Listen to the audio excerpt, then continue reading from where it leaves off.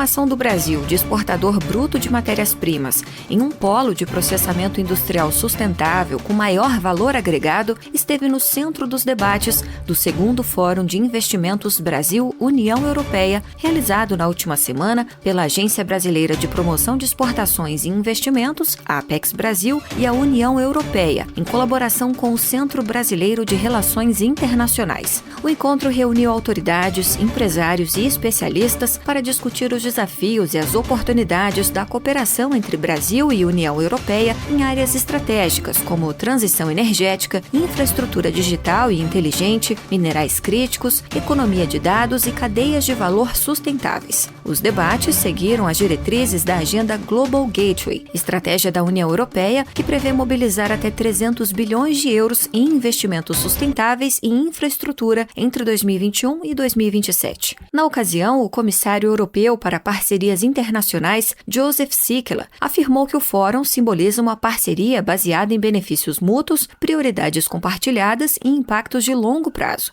Um dos destaques da programação foi a análise técnica do acordo Mercosul-União Europeia. Especialistas apresentaram estudos sobre os impactos macroeconômicos da parceria e as oportunidades de redução tarifária para produtos brasileiros, reforçando o potencial do acordo para ampliar a integração comercial entre os blocos. Durante o fórum, o presidente da Apex Brasil, Laudemir Miller, destacou o papel da agência na atração de investimentos estrangeiros, especialmente de origem europeia, e ressaltou o desempenho recente do Brasil no comércio internacional. No passado, o Brasil exportou 348 bilhões de dólares, que foi um recorde de exportação, atraindo 77 bilhões de dólares de investimento. Com a Europa, inclusive, o Brasil teve um recorde, um fluxo de comércio de 100 bilhões de dólares, e num momento, talvez, dos mais complexos do mercado internacional. A programação também incluiu painéis sobre a indústria verde e o programa Global Gateway. Os debates abordaram o potencial brasileiro para atrair recursos destinados à bioeconomia e aos projetos sustentáveis, além das oportunidades de investimentos na modernização da infraestrutura de transportes, dos complexos portuários e da infraestrutura digital do país. Reportagem Paloma Custódio.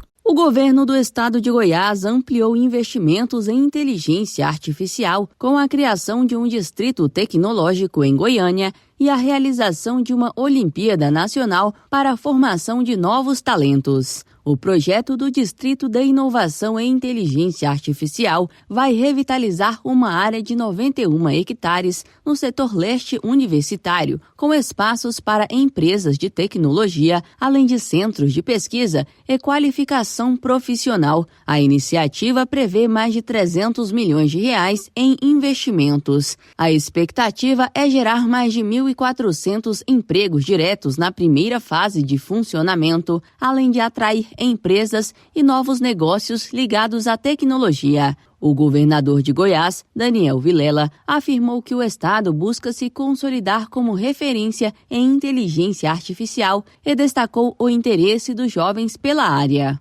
A ideia é que a gente, com esse distrito, possa atrair cada vez mais empresas de inteligência artificial, mas obviamente de tecnologia, aqui para o nosso distrito de inovação. Então a gente percebe que há, além de uma vocação do Estado, um desejo muito forte e latente dos jovens goianos por essa oportunidade de se qualificar, de buscar conhecimento na área da tecnologia e também da inteligência artificial. Em paralelo ao distrito, Goiás ampliou para todo o país a Olimpíada de Inteligência Artificial Aplicada, uma iniciativa entre o Centro de Excelência em Inteligência Artificial, o CEA, da Universidade Federal de Goiás e a Secretaria de Estado de Ciência, Tecnologia e Inovação de Goiás. A competição está em sua 3ª edição e oferece capacitação gratuita em programação e inteligência artificial para estudantes do 9º ano do ensino fundamental ao ensino médio ou técnico,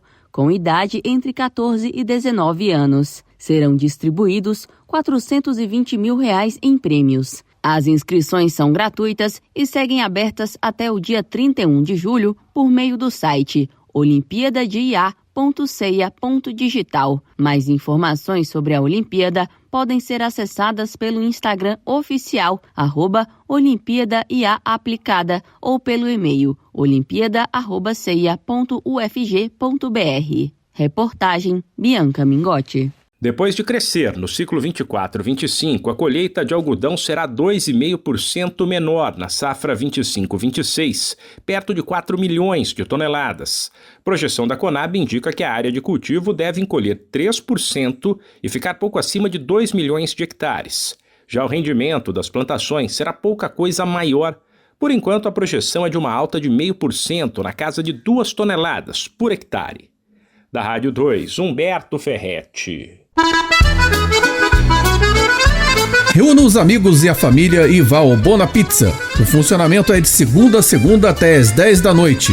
Localizado na praça de alimentação do Friburgo Shopping, o Bona Pizza oferece pizzas doces e salgadas, lanches rápidos, sucos e refrigerantes. Bona Pizza do Shopping da Praça. Telefone com WhatsApp 2523 3025. 2523 3025.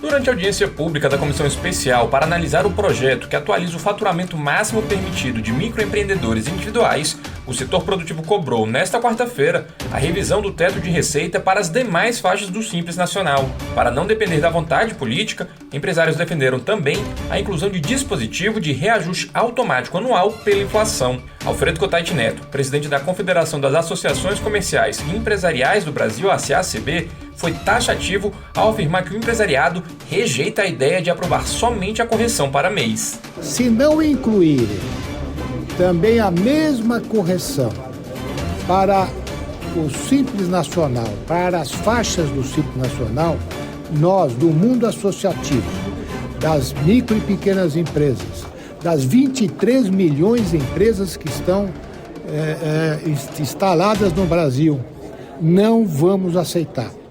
Nós vamos fazer a maior mobilização possível para impedir a aprovação desse projeto, que só deve ser aprovado caso também inclua o Simples Nacional. Apesar das críticas, os representantes do setor privado ficaram satisfeitos com a elevação do teto para receita para o MEI, mas agora esperam por negociações para todo o regime simplificado. Além de elevar o teto de microempreendedores para aproximadamente R$ 145 mil anuais, empresários defendem atualizar os limites das microempresas para cerca de R$ 870 mil e das empresas de pequeno porte para R$ 8 milhões e 700 mil.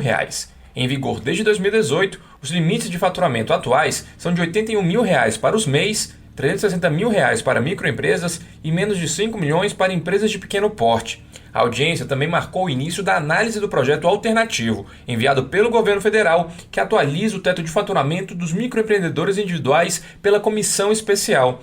A medida prevê a ampliação gradual do teto de receita da categoria para R$ 110 mil em 2027 e R$ 140 mil em 2028, além de autorizar a contratação de até 2 funcionários por CNPJ, sem tratar, no entanto, do Simples Nacional. Ao entregar a proposta em mãos à presidência da Comissão Especial, o ministro do Empreendedorismo, da Microempresa e da Empresa de Pequeno Porte, Paulo Henrique Pereira, afirmou que a atualização atende a um pleito do setor ao corrigir uma defasagem inflacionária de quase uma década, com potencial de beneficiar cerca de 17 milhões de MEIs no país.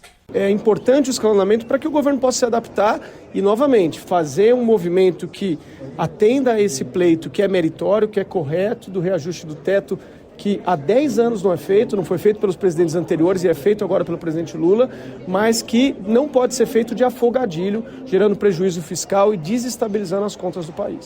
Após a reunião, o ministro se disse aberto ao diálogo para chegar a uma solução negociada, mas frisou que a revisão de todas as faixas do Simples Nacional pode custar até 50 bilhões de reais aos cofres públicos. A costura está por conta do deputado federal Jorge Guetem, do Republicanos Catarinense. Relator do texto na Comissão Especial, o parlamentar diz perceber boa vontade do governo no debate, mas vê espaço para melhorias na proposta do Executivo. A resistência, nesse momento, para com a atualização do Simples, é mais por responsabilidade e é bem aceita por nós. E eu acho que a equipe econômica tem que ter, sim, essa responsabilidade para com as contas públicas. Mas nós estamos mostrando e temos como mostrar para a equipe econômica que não estamos falando em renúncia, nada, nós não estamos falando em impacto fiscal, nós estamos falando apenas na atualização, na reposição da inflação desse período. O planejamento é para apresentar o relatório até a segunda semana de julho, antes do recesso parlamentar. Como o requerimento de urgência para a matéria já foi aprovado, a votação em plenário pode ocorrer assim que a comissão especial liberar o parecer. Reportagem Álvaro Couto. Turistas estrangeiros gastaram no Brasil 25 bilhões de reais em 5 meses. O valor é histórico para o período de janeiro a maio de 2025. Segundo o Ministério do Turismo, é 11% acima do que os turistas internacionais gastaram no Brasil nos primeiros 5 meses do ano passado. Maio também registrou gastos acima da média. Foram mais de 4 bilhões de reais. Nesse caso, a alta de 19% sobre o quinto mês de 2025. Esses dados são analisados pelo Ministério do Turismo e foram divulgados pelo Banco Central. Também aumentou o fluxo de turistas estrangeiros no Brasil. Em maio, entraram aqui 486.262 visitantes de outros países, a maioria da China, porcentagem 43% maior em relação ao mesmo período do ano passado. No geral, nos 5 primeiros meses do ano, os turistas internacionais totalizaram 5 milhões. Da Rádio 2, Fabíola Altran. O Brasil perde, em média, R$ 106 por segundo devido a ineficiências na sua infraestrutura logística. O levantamento é do Instituto Brasileiro de Infraestrutura, que projeta que, só em 2026, o país vai acumular mais de 3 bilhões de reais em custos extras por utilizar o modal rodoviário em corredores que poderiam ser operados por ferrovias, como a Ferrogrão e a EF-118. Para reverter esse cenário, a Frente Parlamentar da Agropecuária e a Frente Parlamentar de Portos e Aeroportos assinaram a Carta de Compromissos do Movimento Agroporto. A iniciativa suprapartidária estabelece diretrizes voltadas ao fortalecimento da logística brasileira. O documento foi assinado durante o evento realizado na sede da Organização das Cooperativas do Estado do Paraná, em Curitiba. O acordo abrange temas como melhoria de acessos portuários, integração multimodal, segurança jurídica para investimentos, modernização do licenciamento ambiental e expansão da infraestrutura portuária. Criado em abril, o movimento surge em um contexto crítico. O Brasil investe cerca de 2% do PIB em infraestrutura, menos da metade do mínimo de 4,5% que especialistas consideram necessários para sustentar o crescimento econômico. Reportagem Álvaro Couto. A contagem regressiva começou. Em breve, você vai conhecer a nova Top Serrana. Nova programação, novos quadros, novas músicas, mais locução, mais notícias, muito mais presença no seu dia. Está chegando uma rádio ainda mais completa. Top Serrana, muito mais que rádio. Aguarde! Você é o nosso convidado VIP.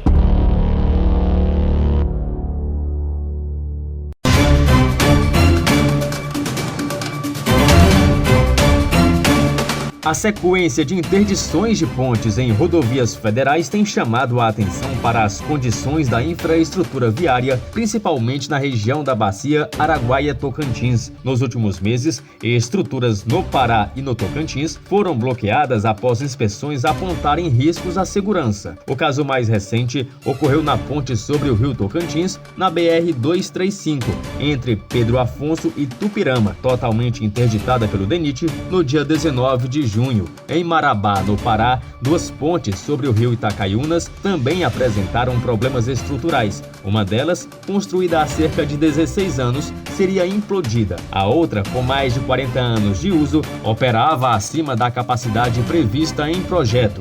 Apesar desse cenário, para o doutor em estruturas pela USP, Leandro Moreira, cada situação precisa ser avaliada separadamente. Cada ponte precisa, de fato, ser investigada individualmente. Então, nós temos falhas congênitas. Então, assim, normalmente essas falhas congênitas, elas estariam ali ocorrendo num período curto, né? Ou mesmo na fase ainda de construção. Depois você tem falhas adquiridas durante a construção, falta de controle de qualidade da própria execução em si. Então, sobrecargas, impactos, enchentes, né, erosão da fundação e falhas, vamos dizer assim, de tempo de exposição mesmo. Outro bloqueio ocorreu em maio, na ponte Transaraguaia, entre Pará e Tocantins. Após ensaios e provas de carga, técnicos identificaram deterioração em pilares e fundações da estrutura. O cenário reforça um problema nacional. Segundo o Panorama Geral das Pontes Rodoviárias Brasileiras, o país tem cerca de 113 mil pontes. No entanto, pouco menos de 15 mil contam com inventário e histórico de inspeções. Entre elas, mais de 11 mil estão classificadas em condição crítica ou ruim. Além disso, uma consulta pública do Tribunal de Contas da União também apontou reclamações recorrentes de usuários, como falta de manutenção, rachaduras, buracos, problemas de sinalização e iluminação insuficiente. Reportagem Marquesan Araújo. Você se lembra em quem votou nas últimas eleições para cargos do Congresso? Pois é, caso a resposta seja positiva, você não está entre a maioria dos brasileiros, de acordo com uma pesquisa Datafolha. Só 23% dos eleitores brasileiros se lembram em quem votaram para os cargos de senador e deputados estadual e federal em 2022. 4 em cada 10 entrevistados não sabem citar um único senador em exercício. Mas, para presidente, a lembrança é maior. 85% dos eleitores sabem em quem votaram há 4 anos. Para o cargo de deputado federal, 67% dos brasileiros não se recordam e 10% afirmam não ter votado. No caso de deputado estadual, a porcentagem é semelhante, 66%. A pesquisa Datafolha entrevistou 1.898 pessoas entre os dias 17 e 18 de junho. A margem de erro é de 2 pontos percentuais para mais ou para menos.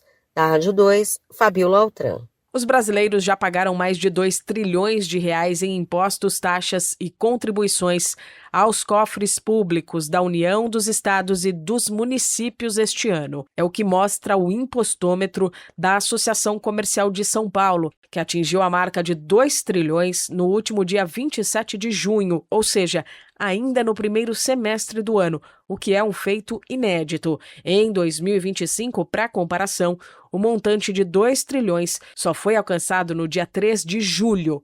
A arrecadação maior este ano é impulsionada principalmente pelo aquecimento da atividade econômica e pela inflação. Além disso, segundo especialistas em planejamento tributário, a aceleração na arrecadação reflete diretamente o maior volume de transações comerciais e as novas taxas implementadas pelo governo federal, como a cobrança sobre apostas online, fundos exclusivos e a reoneração dos combustíveis. E não é só a arrecadação que cresce, o ritmo das despesas governamentais também está acelerado. Os gastos públicos totais no país já ultrapassam a marca de 2 trilhões e 700 bilhões de reais no acumulado do ano. A maior parte desse endividamento e das despesas está concentrado no caixa do governo federal, seguido de perto pelos orçamentos municipais e estaduais.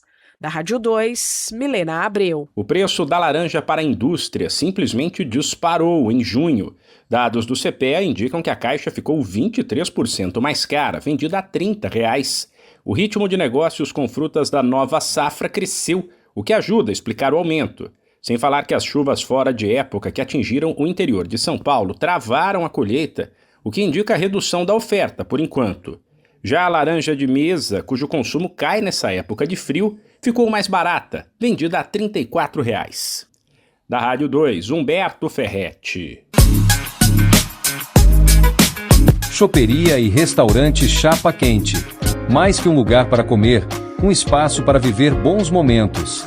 Na praça de alimentação do Friburgo Shopping, de segunda a segunda, o sabor ganha destaque. Petiscos preparados com carinho, pratos à la carte feitos na hora, comida quilo com qualidade e o chopp sempre gelado. Entrega em domicílio e atendimento para empresas. WhatsApp 229 9820 5534. Chapa Quente. Tradição, sabor e convivência à mesa.